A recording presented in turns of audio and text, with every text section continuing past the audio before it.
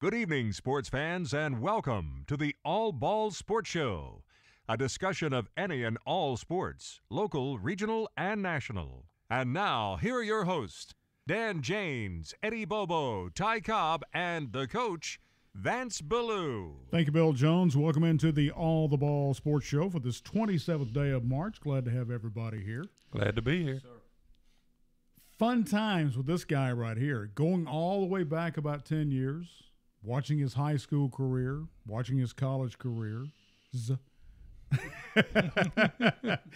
now watching his coaching career. Ladies and gentlemen, head coach of the Cumberland County High School Jets is Eric Belew. Excited to be here. Man, glad to have you here. Yeah, I'm excited. I appreciate it. It's good to Sure, be back home. not a problem. And we've got a special announcement that we'll make right now at the very beginning of the show. I asked Eric last week, I said, would you like for us to take the All the Ball Sports Show on the road and come to Cumberland County High School the Wednesday before your homecoming? And he said, well, yeah. So what we're going to do is we're going to turn this into an event to where we take the show on that Wednesday night starting at 6 o'clock. Anywhere that we have Wi-Fi, we can go anywhere in the world and broadcast this show. So we're going to do the pre-homecoming show for you guys and try to turn it into an event if we can with the cheerleaders and the booster club president and all those kind of folks, because I think this is something that'd be fun for us to do. Definitely, I agree. Any way we can, get people, people that I grew up around, get everybody together would be great, and I think it'd be great publicity for the program, and they would love it. So. Well, let me ask you about this. You are a first-time head coach. Yeah. How's it been? It's been good. It's certainly been busy. And you've heard it before, but being a head coach is about 80 administrative and logistical work and 20% coaching. So I'm definitely learning that. Biggest thing I've had to deal with football-wise is probably fundraising, heading all that up. We actually just finished our lift-a-thon that we had last week right before spring break and raised over $6,000. Wow. Which was really good. We had a great turnout. Community was very supportive. So that's the kind of things that we're going to have to do to change. Obviously the culture and all that stuff is going to be the most important, but finances and stuff like that play a huge part as well. So one thing I just want the kids to have and experience is they deserve to have nice stuff around them. So we've renovated the weight room already. We're going to get new uniforms here soon, and they have to see change first for change to actually happen. This is a very visual, practical generation of kids. They have to physically see things for mental and social change to happen. So that's kind of what we're trying to instill right now, some of those things, and then the culture is slowly getting to where we're trying to get it to be. But you've watched that kind of mentality evolve over the last 10 years. Yeah. Definitely. Through high school, through college, through your previous assistant coaching programs. And then all of a sudden now you're having to bring that all into fruition with a group of people that you just got basically introduced to, 3-4 months ago? Yeah. Really about 2 months ago. That part has been interesting. It's been great. We actually I'm going to be the offensive coordinator, so I'm going to be calling the plays. So the guy I replaced was the defensive coordinator, so naturally that's what I'm going to have to look for. And I was interviewing some guys, and a guy on staff that I was, after the first few weeks of them, I knew I was going to keep him. I mean, his name's Andrew Phipps. He's a younger guy too. But after the interview process through trying to find a defensive coordinator, I just came up to him when I was like, hey, you need to apply. And he did, and he earned the job. So it was, kind of two good things happened out of that. I have two teaching positions that I can fill. So now I didn't have to fill that with a defensive coordinator. Now I can fill those two with two more assistant coaches.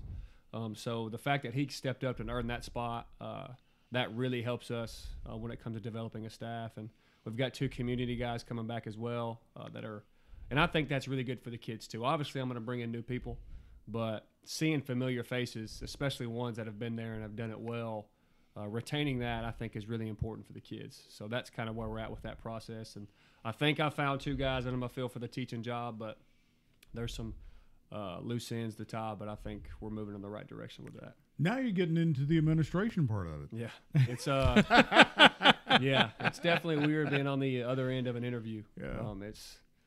That's probably when it really set in that I was a head coach. Was, I sat down and now it was me asking questions and not me answering them. So that part there was a little bit of a learning curve there, but it's been good. Talk about your booster club. How strong are they? Yeah, we've got a very supportive booster club. We've had close to 20 people show up to each meeting. We have one every month. And then obviously they're super supportive with the success of the Lift-a-thon. They've been doing it for almost 10 years now. And I think we almost tripled the most that they've ever made. Wow. So, obviously with a new coach and, there's a lot of excitement, which I think played a big part in that. But the booster club did an exceptional job with that. And coaches and players, everybody just really bought in, and it helped that you motivate them. If we hit a certain mark, we'll get new uniforms. So I think that also played a part in it. But the booster club, they take care of so much that I don't have to, don't have to worry about. So they've been awesome. How many players you get? So right now, obviously I'm not going to count the upcoming freshman class. We've got about anywhere between 60 to 70 on the roster between 3, and I think we're going to have close to 85 by this fall. We're 4A? Yeah, we're 4A. We have really good numbers compared to, in my opinion, that's probably the most difficult part about taking a new job when you're replacing somebody. Right. And you're not inheriting a job. It's difficult to get kids to come out, but we've got really good kids, and the numbers are already there, and we're still adding. So hopefully we get to the point to where we start running out of jerseys. Because right now I'm going to order 90, and it'd be obviously you don't want to tell a kid like, hey, we ain't got no jerseys for you, but that means you got a bunch of kids out there. So that's the plan. We just want to create a fun environment. And I think the program should recruit for itself, and I think it's doing that so far. Sound like he's got the problem that LaFon has with the rugby girls out of Central High School. Yeah, the numbers are always good though. That's a certainty. When you get to the point where you say, we're going to put this number on this T-shirt for right now, and then we'll come back, and then we'll get you a jersey. You just give them one of the old uniforms. That's true. Well, yeah, that's true. That's when so what are you looking at for new design for the uniform? Well, right now we are. Well, some of it's under wraps. Okay. Don't unwrap anything, man. I'll just say there is it's close to Knoxville. Obviously, I didn't grow up a UT guy. But it's all right. You get used to this color. But, one thing that they did that UT did, I'll never get used to that color. And I won't say anything specifically, but UT added a third color a few years ago. Mm-hmm. And the kids love that. So the plan right now is to implement that into the uniforms, and that'll be something new. And, hint, hint, but that'll be something new. So I think the kids will love that. So that'll be implemented into the jerseys, adding a different color. And like I said, when they just see physical change, it'll be, and given that we've done so well, it really gives me some leniency on getting them something really nice. And that's just what I tell them, you guys deserve nice things if you give me exceptional effort. They gave me exceptional effort for the Lift-a-thon, so they're going to get nice things. It's that's how it should work. Yeah. So nice reward. Definitely. Right. For hard work. Right. You work hard, you get rewarded. That's right. And we found out a couple 3 weeks ago that you're going to have in the press box somebody who's awfully familiar to Columbia Central football. Yeah. As one of your assistants. Definitely. And technically he can't be listed as an assistant. He's a volunteer. But he's a volunteer. Right. He will be. The plan right now is him to be in the press box with us this fall. And obviously the advantage and schematic side of it is great. Having his eyes up there that have seen so much football and so much wisdom and been so successful. But the best part is it's my best friend and my dad's going to be in the press box. So that's, we can talk about all the schematic stuff all day, but that's really the best part of all of it. I get to. Do you ever expect to hear what are you doing? Oh, I certainly do. I encourage who that. Who called that play? Yeah, absolutely. Do you realize how many yards you had to have? But that's what I need. That's why he'll be up there. So having that guidance, and it also allows us to add another coach onto the field. When you're going through a transition, communication's huge. So having more guys on the field will be very helpful, and him being able to guide us up there as well. And something that we'll have is what's called Huddle Sideline, which is something that a lot of people are using now. You have an iPad on this, and you can constantly watch the plays, and that's something that he's never had before. And and I've done it the past 2 years, and I'm telling you, it feels like cheating. I mean, you're sitting there watching it, and you get an end zone shot, and then boom. I mean, you're watching whatever just happened, and you can really correct and help kids, and he's going to have that advantage, so I think he's going to enjoy that. We saw that in the press box, but it wasn't from Huddle. Now, we've got Huddle for Columbia Central, but this was another program. Sky something or another. Yeah, there's Sky something. There's another one called Echo. Yeah. But they're all do the same thing. Huddle actually, and I think they created it. Yeah, and I'm sure they did. And you obviously pay your annual fee for Huddle system. Yeah. But it's only for the basic package. It's only $200 more a year for that. Exactly. And but I mean, you get that, and then all the kids, instead of you having to worry about putting together highlight packages, they can get it from that. Oh yeah, Huddle is, in Columbia, if I'm not mistaken, actually added the Huddle software the year after my dad retired. Right. 2011, and he was still meeting people halfway, to trade film on Saturday mornings, and now you don't have to do that. I mean, we'll finish the game on Friday.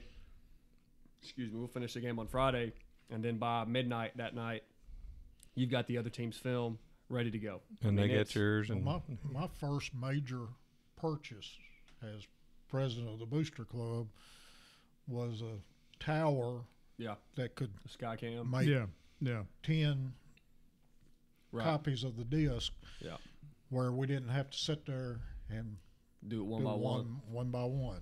Yeah, and it's the technology with all of athletics, but especially football, over the past 10 years. It's been the most significant jump here recently in the history of football, and how it is influencing everything. Huddle has a playbook software as well that you can add. All my players can see whatever I upload like that. All my coaches can see whatever I upload like that, and you can put assignments for each position. I mean, it is unreal how developed everything is now, and I'm very fortunate that this is the time that I'm coming in, because for some guys that have been doing it one way for 30 years, there can be a significant learning curve. But you're young enough that the technology is not past us old guys. Right. And you can absorb it. Right. Yeah. We can't absorb it. Yeah. I'm just telling you, we can't do it. Right. Yeah. It's hard for us to look at it and go, yeah, when it gets past Etch-a-Sketch, we're lost. That's exactly right. Yeah. That's exactly right. But you can absorb it. You understand it. You know how it works. Right. And to you, it's a tool. Absolutely. I mean, and just really when it comes to time management, that is the biggest part of it. It would take hours upon hours to hand break down film. Okay, it's on the right hash, 50, but everything's filtered now. You call them lanes. It's like an Excel sheet. Wow. And then you put them in, and everything's filtered by category. And then you start typing in a letter, and then boom, it auto-fills what you were going to do. I mean, what used to be a 2-hour job is now about 15 minutes to 30 minutes. Now then, let's go backwards. Back in Dan and I's day, the coaches actually had it on reels of film. Yeah. Right. Yeah. You had to go swap film out with somebody. Right. But what's really funny? UT, and I know Alabama did the same thing. But UT, and I saw it work and how it worked when Bob Kessling would sit down as a broadcaster and view, let's say, last year's Alabama game. And he and his cohort would sit there, and they would pull the same thing up but do it through computer. Yeah. So basically that's the same thing that they're doing with Huddle, but you guys get it like that. Right, yeah. I mean, it is – everything is so instant now, and it fits with this instant gratification age. I mean, new technology that's developed now, if it's not instant gratification, there's really no place for it, which is, that's just the way everything is. everything is so instant, and that is really pushing technology forward, and especially in the sports world. I mean, it's pretty incredible just what it's changed even since I started playing football. I mean, it's pretty impressive. And even when it comes to the technology of the equipment, I mean, even just, I first started playing football when I was 9 years old. The difference between the helmets then and the helmets now. Oh, yeah. I mean, it's unreal. Obviously, the and market. then you've got to go through helmet protocol. Right, yeah. I mean, but to a point, though, there is unfortunately, that drives the market price of it when you put in the protection factor, which when it comes to the financial side, that's unfortunate. But when it comes to the safety realm, and then there being such a high standard when it comes to protecting the individual, what it's done with the development of football equipment and all sports equipment, I mean, it's unreal. Well, now we've never talked about this, but one of the reasons you stopped playing was because of concussions. Do you feel like if the technology had been better, that your career would have lasted longer? That's hard to say. A lot of it too, when it comes to that, I would say a lot of my head injuries were self-inflicted, not doing what I was coached to do. Leading with the head, having my head down. But I think a lot of it when it comes to concussions, it's not so, and I'll even bring it up and people take it as like, oh, are you trying to say you played tougher than I did? It's got really nothing to do about that. It's not so much how hard. Technique. Yeah, it's not so much how hard you were hitting or how hard you were being hit. It's more so it's like the right hit. Are you, depending on if it was awkward on your head, it's just the type of impact. It's not so much the amount of force that happens. Boxers will even tell you, it's the punch they don't see is the one that causes them the trouble. Exactly. I mean, we're finding out watching the ladies rugby that there's a tackling technique, and these girls are getting out there and they're hitting each other hard, but they're not getting hurt. Right, and there's a huge transition with that as well. Some people are calling it hawk tackling, which is what we teach, or rugby tackling, and it is polar opposite to what I was always taught. Right. And I was the last generation, me finishing in 2015, that really was taught head across and drive through. Now it's head behind, and then I'm changing my landmark of angle tackling. I'm changing my landmark of when I approach somebody who has a ball as a defender. And in my opinion, and I may step on some toes here, but in my opinion, even if you throw out the protective side of it, I think it's a better and more efficient way to tackle anyway. It takes away a cutoff angle. It forces you to have your eyes up more and see the defender. The angle that it takes, I think, teaches you to wrap up. Right, exactly. Yeah, they talk about the alligator roll or wrap and roll tackle. I think it's number one, it's a huge testament to coaches being able to step out of their comfort zone and develop the game and not just coach what they've always known, because you're going to have to do that. In today's world, you're going to have to learn to roll with certain things. Obviously, you got to be firm in what's important, but they understood, okay, this is a problem, and then the really good coaches said, okay, let's find a solution. We can't keep teaching it this way, so let's figure out a way to fix it. And then the really good coaches did that, and now it's filtering out throughout the country. Because you don't always have a Tredarius Goff. Exactly. Exactly right. Exactly. Well, we've been noticing the short time we've been doing the rugby games that a lot of the schools now are also getting a male rugby team also. Yep. And a lot of the football players are playing rugby. And that's where a lot of them are honing their skills on their tackling. Right. Right there. Yeah. I think that's really important. And that is significant. And you don't tackle high. You tackle around the waist. Right. Waist down. You bring them down. Yeah, exactly. And it's a technique that you have to learn. Right. And it is. And there's going to be a curve, obviously, because some of these kids, I think when I was at Lewis County 2 years ago, they started implementing it. I believe that year I was there, and those kids, since 14, 15, 16, 17-year-old kids, have always been taught something else. It's tough. Oh yeah, it's tough. It's tough. But the game will be so much better when we develop those good habits and we get there. Now Dan and I did. Guy got tackled below the waist, but the men player. Yes, he did. But And I will say it did bring him down. Yeah. Yeah. An official didn't call anything. No, he was just trying to find his manhood. But anyway.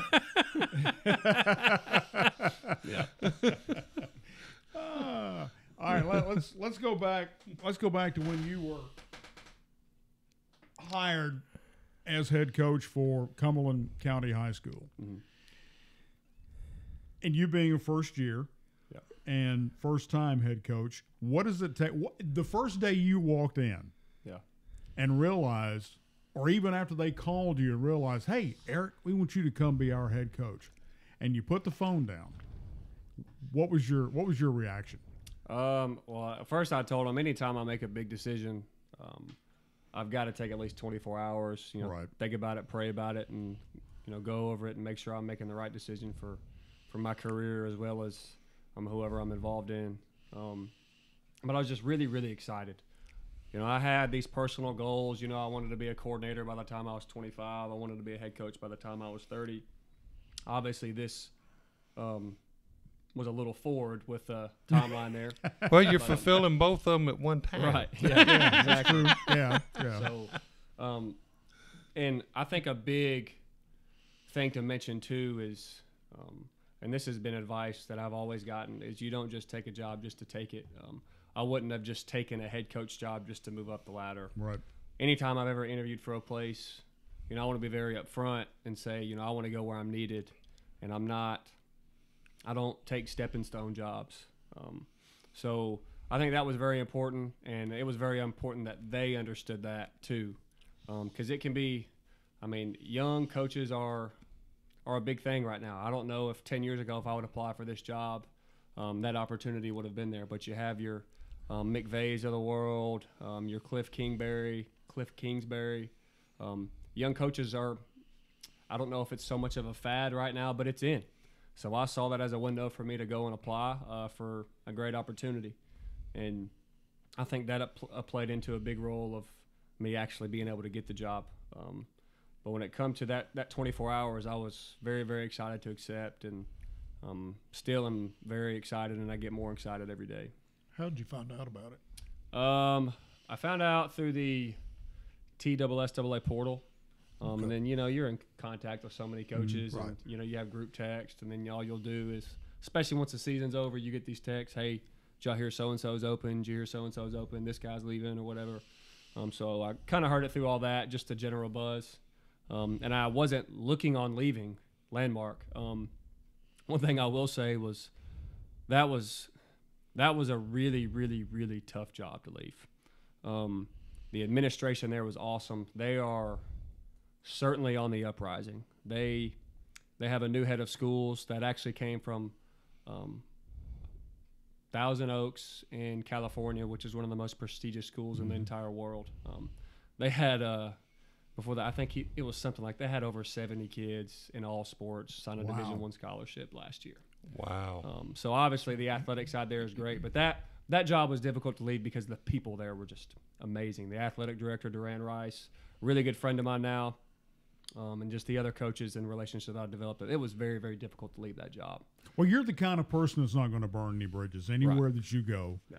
And you can always refer back to those folks if you need help, if Right. you need advice, if you need somebody to say, did I do this right? Am I doing this right? And those folks are going to they're going to shoot you straight. Absolutely. Because that's the kind of guy you are. Yeah, I agree. And, with that being said about Landmark, a job had to be really, really good for me to leave. Yeah. Yeah. 'Cause you already bought a house, got a dog. Right. Exactly. Exactly. That was another difficult part about it too. I bought the house and moved in. I think June 21st was my closing date. Yeah. And then I accept the job in mid-December, and have to move 3 hours north. But that's part of the career. I knew what I was getting into. My dad was very fortunate. He coached at 3 schools in his which speaks a lot of the type of coach he is. But when you're young and you have the opportunity to move, and okay, this is only going to affect me, then I can stretch myself for certain opportunities. But like I said, me leaving Landmark, like the job had to be really, really, really good and really special, and it was. So it still is. Good deal.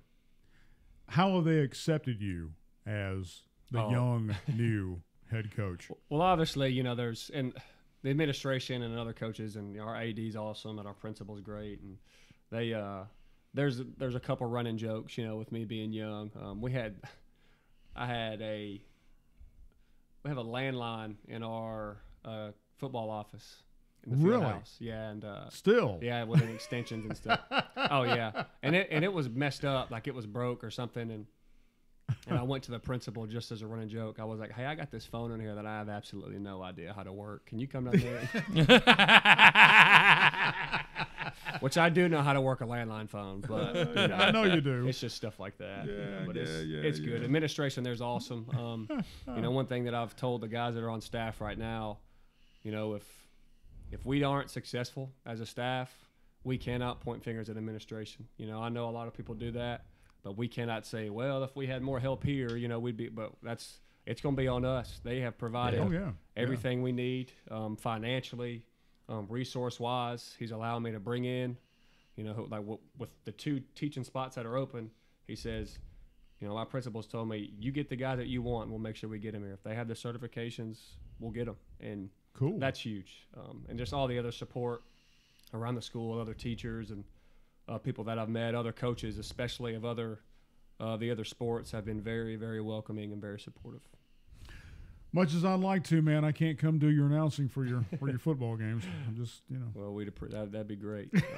But I can bring the show to you. Definitely. And again, that's what we'll do on September 11th is we'll come up there and we'll have a good time. Absolutely. I'm looking forward to that. That'd be So good. we're going to eat before or after?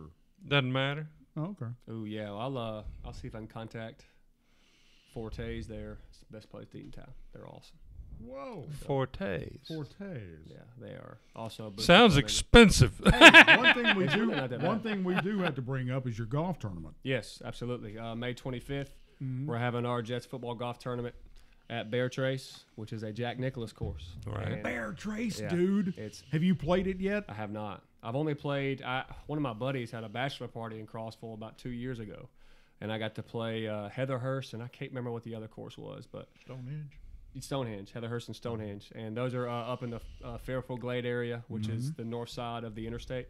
But if you don't know anything about Crossville, you probably know that there is golf there, and there certainly is. Oh, there's all kinds of golf there. It is I think there's 14 courses in Crossville. Really?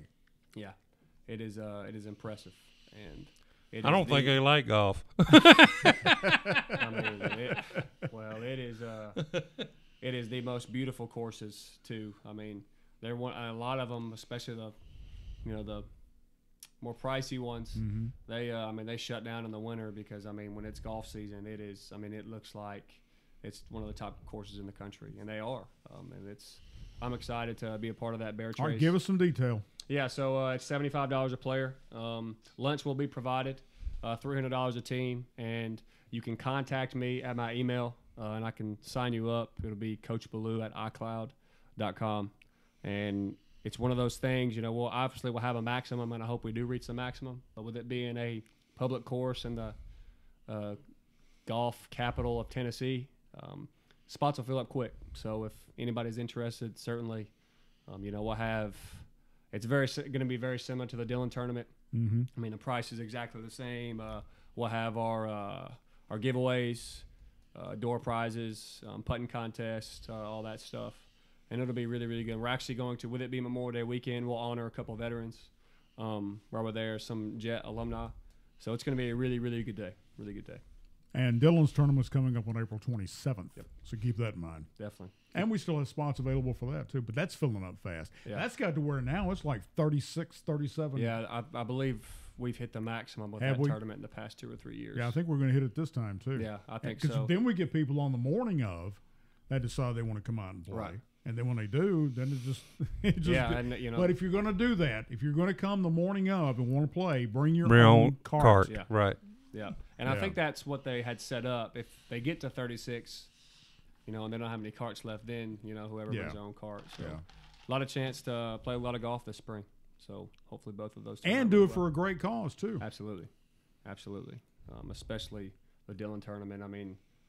The first year we had it, I think we only offered one scholarship Mhm. to a football player. And I Yeah. think now multi-$1,000 scholarships to multiple kids. And now we're going to offer a $2,000 scholarship to a football player and to the general public in the senior class. Yeah, that's awesome. Awesome. That's going to be great. It is. So that'll be a wonderful thing this year. Absolutely. I'm looking forward to it. So what else in the world of sports? You know, Holly Warlick at University of Tennessee is no longer a Vol for life. I heard about that. She was a Vol up till today. Yeah. Unfortunately, I don't mean to laugh, but I mean, you know, and we talked about this before the show, that it's hard to follow a legend. Yeah. And having to step into the shoes of Pat Summitt. Yeah. Even though she played, even though she played along with Pat as far as an assistant coach goes, right, it's kind of hard to do that. Bob Kessling had a problem with that after John Ward. Yeah. And it took him a lot of years, and he's been doing it almost 20 years now. Right. There's only been 20. 3 announcers for the University of Tennessee network. Wow. Yeah. Yeah, I think, you know, in any time a situation like this comes up, especially a mega job like that, people have to understand. I always use the example, Bill Belichick got fired by the Browns, and look what he's doing now. It's not always so much. Everybody's been fired by the Browns. Yeah, you ain't kidding. But I have a story here I think you'll find interesting. Yeah. About our wonderful folks at the Patriots. Okay. It seems that if the NFL's new replay rules had existed during the 2018 season, that the Patriots might not have won Super Bowl 53 over the Rams. Under the new rules that were approved Tuesday, all pass interference calls, both offensive and defensive, are now reviewable. The rule means the coaches are not now allowed to challenge interference penalties, even if the penalty went uncalled on the field. The replay booth will also be able to automatically review any potential interference play that happens with under 2 minutes left in both the first and second half of a game. Although the blatant pass interference no call in the NFC Championship game was a big catalyst for why the new rules were approved, it turns out there were other missed interference calls during the postseason that were almost just as big as the one that came in Super Bowl 53. According to ESPN.com, the NFL Competition Committee apparently admitted Tuesday that the Patriots should have been flagged for an interference on a huge fourth-quarter play involving Brandon Cooks. The admission came while the committee was discussing the potential ramifications of making interference reviewable. At the time of the play, the Rams were trailing 10-3 with roughly 4:30 left in the game. On a 1st and 10 play from New England's 27-yard line, Jared Goff fired a pass to Cooks, and that's when it happened. Yeah. With that, I do agree with the new rule change. I do think that, you know, with what is reviewable already, that I do think, you know, that is a perception call from the ref. If they can get another look at it and make sure that they get it right, that I'm full supporter of that. But here's the big question. The big question is, has reviewing a penalty slowed the game down to the point to where it is you lose? They talk about momentum. You lose momentum when they slow it down and stop the game. Right. Yeah, and I think, you know, we have to keep that in perspective as well. I think we have with my one, you know, extensive career year as a referee at the Pop Warner level, you do with non-reviewable calls. Right, by exactly. the way, You do develop an appreciation for what they do, and I think, you know, quarterback throws an incomplete pass, you know, it's no big deal. Pivotal, in a situation, but a referee has to be perfect when it comes to the public eye, and I think that's a little unfair to ask of the referees. We don't, you know, if a quarterback doesn't go 25 for 25 for 5 touchdowns, we don't treat that the same way as a referee doing exactly what he's supposed to do for every call, makes every perfect call. So why wouldn't you help them? You know, I think there's going to be a huge trend, like, you know, with the technology. We're going to have the technology, like the pylon camera. Whoever thought of that is an absolute genius. That helps a referee so much. You get a perfect angle now. Yep. But we have to understand, like, that job is so difficult. These are the fastest, most powerful athletes in the entire world. And there's only about 7 of them out there that have to evaluate 22 players at a time. So 7 sets of eyes with 22 players, and you mean to tell me that they're going to get everything right with every guy? So I think if we can get to a point to where it can be smooth and it doesn't hold up the game, You know, what I don't like is if it's an obvious one during a review, like he obviously stepped out of bounds. Okay, we see that. Let's not take 3 minutes. Okay, they have to take a certain time. Right. They got to get rid of that. Right. Okay, if we find out, okay, boom, let's get rolling. But if they do have to take the time, I think it's important to make the jobs easier for the refs because, you know, obviously everybody thinks that, you know, that forced the huge opinion. You get out there and try that at any level. Try that at the Pop Warner level, okay? I was messing up stuff left or right, and I've been around the game my whole life. It's just any way we can help the referees, you know, I think we should certainly do that. Yeah, my son, he reffed a lot of recreational soccer. Yeah. And the first thing he would say, he get both coaches, and he said, "Look, I'm young, I wear glasses, I don't see everything." So he said, "I will miss something from time to time," but he said, "If I do, you know, and I realize it later, I'll try to make up for it." Right. But you know, Well, the only thing that you ever want, I don't care if it's basketball, baseball, football, just be consistent. Right, absolutely. Be consistent. Yeah. If you're bad and you're consistently consistent, Yeah. with Be both consistently sides, bad that's on both fine, sides. Right. because players adjust to the officiating. Absolutely. Yeah, and I And think it baseball is a happens big all the time. indication of that. Yeah. You know, Well, you don't throw to the legal strike zone. You throw to the umpire Or strike zone. right, I mean, right. he's, Well, and, if and he's calling them low and away, okay, we and have to bas- compensate for and that. basketball, your teams will play as rough as the officials allow them to play. Yeah. You And go then when through they it, hit that point, and the officials start calling those calls, then they know they got Well, to back it was like off. we was talking earlier, though. There are some TSSAA officials, and they shall remain nameless because, number one, I can't remember who they are. but I've seen them, and I know what they look like when they walk in the building, that either our coaches or the opponent's coach will go, "Oh, my gosh, not those guys again. Not Yeah. tonight." Yeah, I think, you know, and sometimes you just know the identity of a ref, and maybe their style of reffing doesn't play with your identity of style of play. But, you know, that's one thing that I try to do a good job of. I mean, obviously I've never really had a role with not being a head coach yet and, you know, dealing with the referees head up. But they have to understand that I get that you're going to make mistakes. But my only favor is, you know, don't be involved in the game.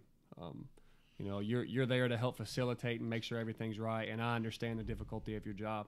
And if you mess up and I yell at you, you have the right to turn around and yell at me when I mess up and call a bad play.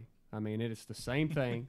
So, I mean, I'm not going to. But by the same token, you don't want them to hold that against you or one of your assistant coaches for something that they may say out of context or whatever. Right. That may end up having an ill effect on down the road to where the game is very close. Right. And all of a sudden, you know, that personal opinion steps in. Right, yeah, and you know, I think that's very important too. You have to provide an environment, especially at home games, that referees want to come out and ref, and they want to participate in those games. You know, obviously you assume that all refs will be completely unbiased, but I'm going to assume they're not.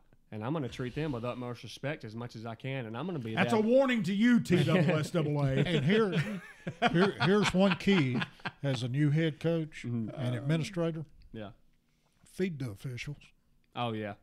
Yeah, either pregame or postgame. Yeah, Feed them well. Let them make their decision. Oh, yeah. We've and I've already talked to our athletic director, and that's what they've always done. I only have one rule. We had a deal set up with Legends. Mm-hmm. There was no problem. But I met the officiating crew. Yeah. And I said, this is what you can do after the ball game. I just cannot see any adult beverages on the tab. Right. That's true. Yeah. That's true. I'm not saying you can't buy them. Right. Yeah. But you buy On your tab. But on my tab, I only want to see dinners, Right. sweet tea, or coffee. Yeah, absolutely. So, Or I mean, water. Yeah. Yeah, exactly. Exactly. Water with lemon. Well, New AAF. What do you think? I love it. Do you? I think anytime you have an opportunity to give guys an opportunity to play the right way to continue playing. There is just so much talent at the collegiate level. And some really, really, really talented people don't have the opportunity to play because the NFL is so slim. Mm-hmm. And, you have the NBA D-League, you have the, A system in baseball. I think it was time for football to develop that. Does this keep players from going to Canada and give them another outlet that they can possibly, instead of going to Canada then coming back to the NFL, this gives them the opportunity to play and be showcased to go to the NFL? Yeah, absolutely. And I think it's strategically placed that it starts in February. That gives time if a guy just absolutely shows out. That'll give him an opportunity to be picked up by a team. Oh, you mean like Manziel? Yeah. Oh, I'm sorry. Well, I actually have a buddy that I developed a relationship with him in Atlanta. He was on Miami's practice squad. He played at Stanford, and he actually left that opportunity. He was in good standing with the practice squad, but then left that opportunity to go play for the San Diego team.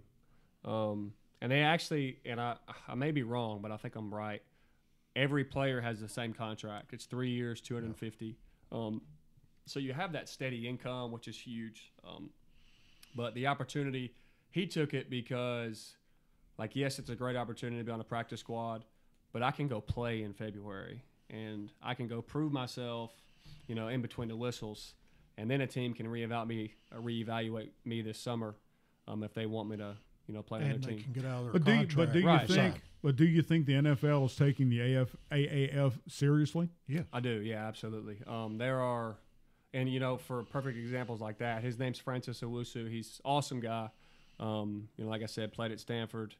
If I have a guy that is in good standing that is leaving my practice squad to go play for another league, you've got to take that seriously because those practice guys are pivotal. Oh yeah, Right. I mean, that's super important, and that opportunity in itself is huge. And I think, and you got names like Steve Spurrier coaching teams, and the other big names that they got, you've got to take that seriously. So I think we'll see some pretty big career changes for some guys at the AAF level this fall and in the near future. So I think it's awesome. You think it's going to weigh into the draft?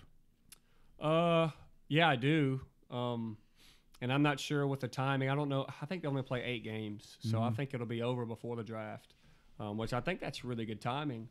And in my opinion, in no way do I have NFL executive experience, but if I see a guy that's proving himself with professional athletes, as opposed to a guy that's only played college ball, and I've probably got them on the same level, I'm probably going to go pick up that guy at a free agency from an AAF team because he has that experience against professional athletes. And he's proven himself by coming off of a practice squad, and he's gone to play Right. So after Christmas right. at some place. Yeah. So, and I think, and you're probably able to get those players cheaper than you would first, second, third round draft pick. And that expands your roster because it expands your money. Right. Absolutely. And, but in the grand scheme of all of it, I think all that plays into a part, and that's great. But just the fact that these really, really good athletes at the college level that are exceptional still have an opportunity to keep playing. That's the best part of all of it. Anytime somebody gets to – there's so many guys I know that if I could say, hey, if you still have the opportunity to play that were on the fringe, they would. I think that's why this is so good. Because really, we've seen exceptional players come out of high school and go to college, and didn't get the opportunity after college, to do something. Right. I mean, there was, and I go back and talk about Trey D. There's no tougher nut that ever played football than him. Absolutely. And why he never got the opportunity is beyond me. Right. Yeah. So that it's just for guys like that. It's huge. Maybe. Or Dre. Yeah, absolutely. Yeah. And I think those opportunities for guys like that are on the fringe, that need the opportunity to show what they can do at a more competitive level. That anytime you can create those opportunities, let's do it. As long as they are being done well. Right. There are some opportunities out there. I'm not going to step on any professional toes, but there are some opportunities out there, and in my opinion, that are bogus. You can't support yourself. It takes up too much time. There's not much credibility with the league, but that's not it with the AAF. I mean, the AAF has some big time names. There's a lot of credibility. And even if your career only stays at the AAF level, look at the numbers they're putting out in the media. I mean, how many people are watching their game? There was some. But the reason they're doing it, though, Eric, is because they're playing football. Right. It's not touchy-feely football. This is hard-nosed stuff. Right. Yeah. It's not the Pro Bowl. No. Yeah. I mean, I think I saw one day. Quarterback takes a hit. Right. Yeah, there's definitely some, more leniency with physicality there, but I think it allows players to showcase themselves more. But it kind of reminds me, and we go back to watching 60s and 70s football. Mm-hmm. I mean, that was no hold barred. Guys got a broken arm like this. Put me in, coach. I'm ready to go back. Right. One of those things. Yeah. And you're watching these guys and they're playing hard, but then they're going to have to make a transition. Right. To go play NFL, which is totally different. Right. How I would probably just say, for example, if I was in that situation, you're probably going to be making about even league minimum, probably about 8 times more than what you were making, so you can get over it.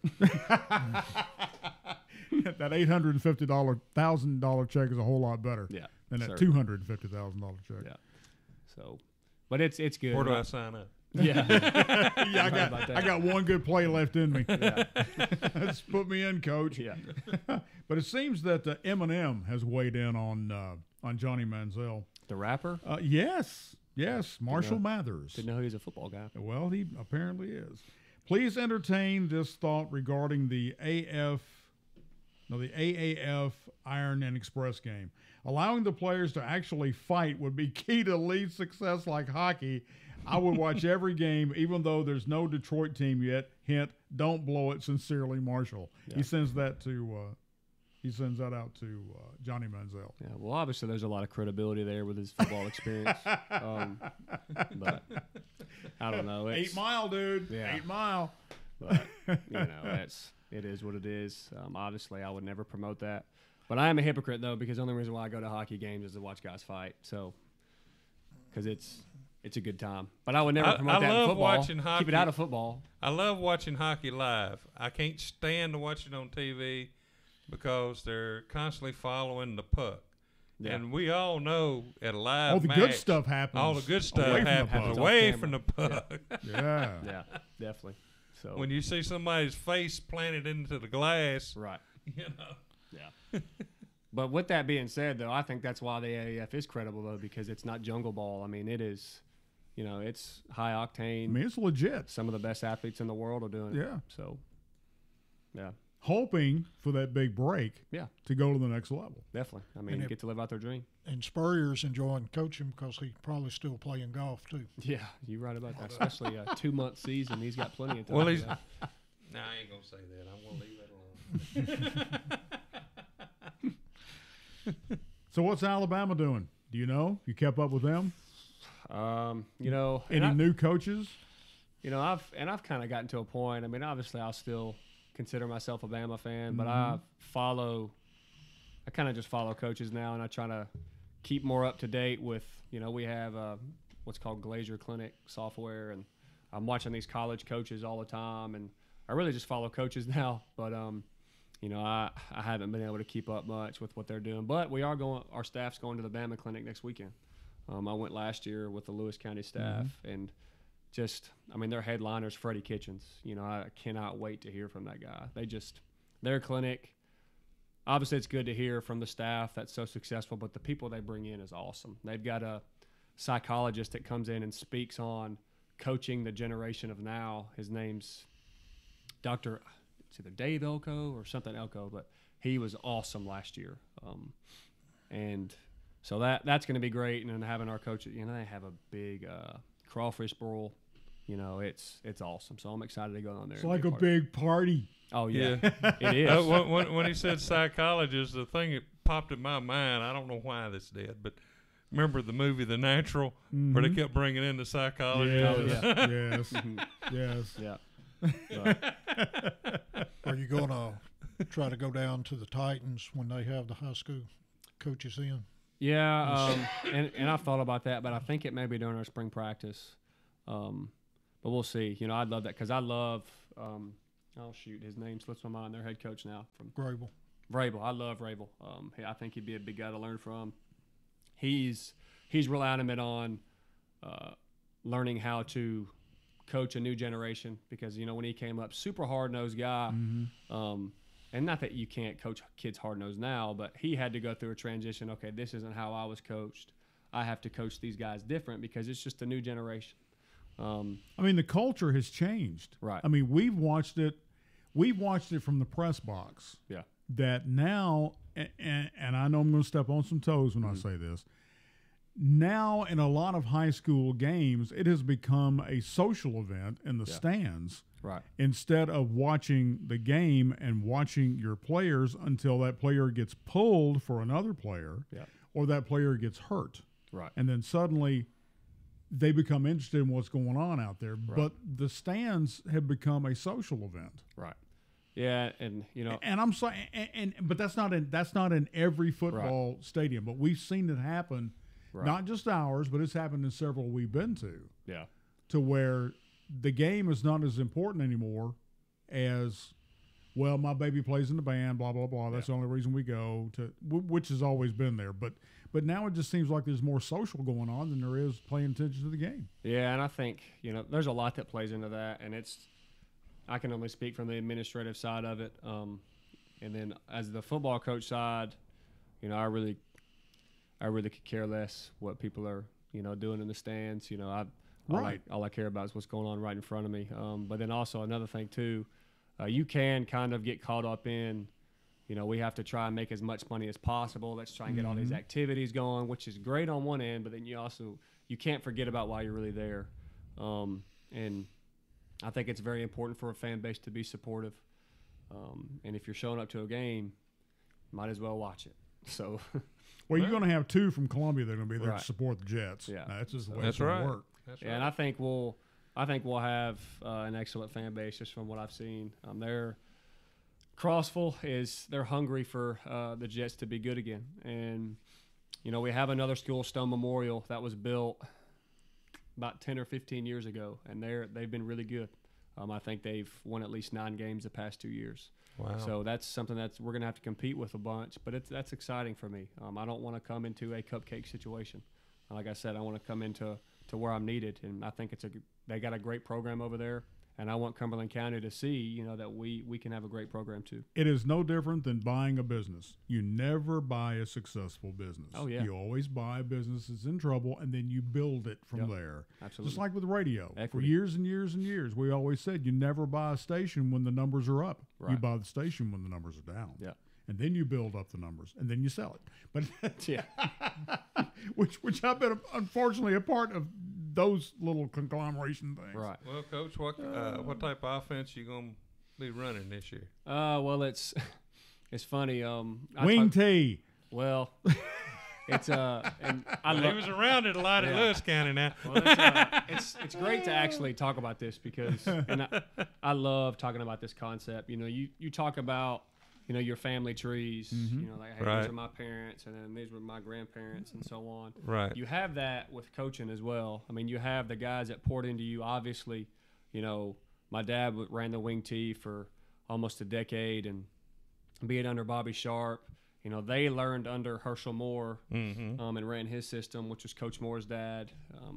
And it's really cool to see all the people that were affected by it. Dwayne Alexander, who's the head coach at Tech, who I've developed a relationship with. He coached at Tech when I was there. I was watching one of his clinics, and we're going to be running similar to what they run. But he referenced Herschel Moore. He worked with him, I think, in the 80s or the 90s, and it's just really cool to see how that unravels. And we're going to be a spread, which I call it 20 personnel. With we'll have our tailback will be mostly shotgun. Have our tailback, and then we'll have what's called a sniffer, not a wingback. So a wingback, for the ones that don't know, are just outside of the tackle, but now this guy's going to be just inside the tackle. So we're running a lot of misdirection, but a lot of our terminology actually comes from the system that Herschel Moore ran. It's not the exact words, but everything's identified. So learning from that system under Coach Sharp and under my dad, that's where a lot of it comes from. And it's not, if you come and watch us, it is not traditional wing tee. Yeah. Okay. But if you look at my playbook, it's wing T. Okay. So, but we'll take some shots. We'll do, we'll do a lot of misdirection. And we're going to, do the plays that people say put fans in the stands, but we're going to stretch the field and try and make opportunities for our kids to make some big plays. Okay. So, defensive wise, so are we still looking for defensive coordinator? Right? well, I promoted that guy on staff as right, defensive coordinator. Right now, it's a 4-4, but what most people will probably call it now is a 4-2-5. Just the personnel maybe a little bit different. And what I've told him is, hey, you're the head coach of the defense, and I'm going to let you run whatever you run. And the only time I'll put my input in is when asked, and unless something really drastic happens. But what I told him, all I want is a defense that's going to be very aggressive. We're going to take shots on defense. We're going to blitz people, and we're going to be very physical. And the kids know, and I talked from day one, I said, hey, you're going to be able to introduce your defense, but you got to give me 5 minutes. And I spoke, and I said, the only way you're going to be able to play in this defense is if you're physical. And for the kids that are soft, you're not going to make it. You're probably not going to make it through the offseason. And, we have lost some kids with that mentality. But, it is what it is. The kids that are still there are extremely tough. I know they want to play physical. And, that's what our defensive coordinator, that's his mentality as well. So that's really, we can talk about scheme and everything like that. But the teams that were really good, especially when I was in high school, we weren't afraid to hit people. And we did. Oh, yeah. And when we hit people, it hurt. So that's the mentality we got to have. I don't think it doesn't take skill to be physical. So I think that's the identity we want to have offensively and defensively. And my contention is that in 2012, if we would have had the defense that we had in 2010, Jalen Hurd would not have scored what he did. Yeah, just being biased, and since I'm very biased since I was on that team.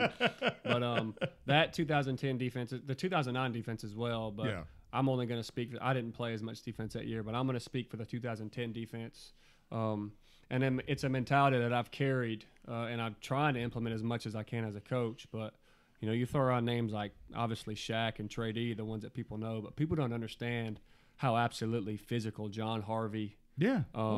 Jonathan Braden, Tate, Javon Bullock, Hayden. When they changed Hayden to defense, he became a beast. Absolutely, and people don't understand. Those guys a lot of those guys were practice squad guys up until their juniors and senior years, but they learned how to play physical. And the reason why they got up there is because they played extremely hard, and that's the mentality our kids are going to have, or they won't be allowed to play. Have you showed them the ring yet? No, I try not to flaunt it. But,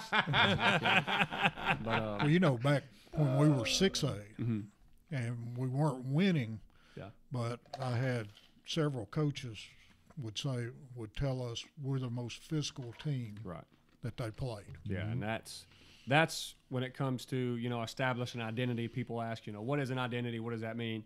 In my opinion, what your identity is what people say about you when they watch your film. Right. And that's what I want people to say. Or 9 years later. Right. Yeah, exactly. I mean, really. Yeah. Because those are the memories that we have. Right. Yeah, and that's how people remember us back then. Oh, yeah. And that's how I want people to remember the kids that I coach now. Well, I used to love watching Big Kenny and Shaq when they would stunt. Yeah. And, and it seemed like Shaq, when he wanted to get to the quarterback, there was nobody stopping him. Yeah. I mean, Definitely. Ask that Francis kid from Knoxville. Too. When we played Sullivan South in 2009, after the game, a lot of their fans were saying we were the most physical high school team they had ever seen. Yeah, and it's just a mentality, That's just how it's got to be. And I always tell my kids, being physical, it's like that first time you jump off a cliff. It's scary to do at first. It's difficult. But what happens when you jump off the cliff that one time? Boom, you're headed right back up there because you want to do it again. And then it becomes easier and it becomes more natural. And, getting kids to get over that hump is huge. It is. Not this boy. Eric Belew, thank you for coming. Thank you, man. I appreciate it. This hour's gone by fast. It has gone by fast. It has. Man. But we're going to get an opportunity to go to Cumberland County. Yeah. Crossville. September 11th. Keep that date in mind. We'll be reminding you guys about the All the Ball Sports Show on the road. Well, you know, easy way to remember that. Remember 911. That's true. That's true. For everybody on the show, have a good evening, everybody.